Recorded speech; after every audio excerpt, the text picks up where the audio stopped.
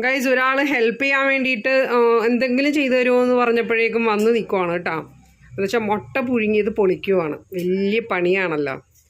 എന്തോരം പണിയുണ്ടെന്നറിയോ അടുക്കളയിൽ. എന്തെങ്കിലും ഹെൽപ്പ് ചെയ്യാൻ പറഞ്ഞു കഴിഞ്ഞാൽ ചെയ്യൂല. പിന്നെ ഭയങ്കര പണിയല്ലേ. കുറച്ച് പുട്ടുപൊടി എടുത്തിട്ട് ഇഡലി ചെമ്പിലിട്ട് പുഴുങ്ങി തന്നത് ഇത്ര വലിയ കാര്യം. അപ്പൊ കറി ഉണ്ടാക്കണതാ. പിന്നെ കറി അപ്പൊ ഇത് പൊളിച്ചു തന്നെയല്ലേ ഞങ്ങൾ. അതിന്റെ അകത്ത് നമ്മുടെ മെയിൻ സാധനമല്ലേ മുട്ട പുഴുങ്ങിയത്. അതിനകത്തുള്ള മെയിൻ സാധനം മുട്ടക്കറി ഉണ്ടാക്കി. ഞാൻ അവന് പപ്പടം വറുത്ത് വെച്ചു. പപ്പടം വറുക്കണം വലിയ പണിയല്ല, ശരി.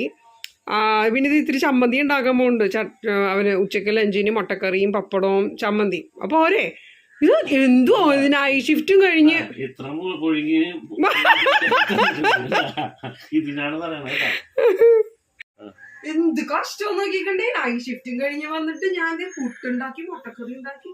അവന് ലഞ്ചിന് ചോറ് അത് വെച്ചു.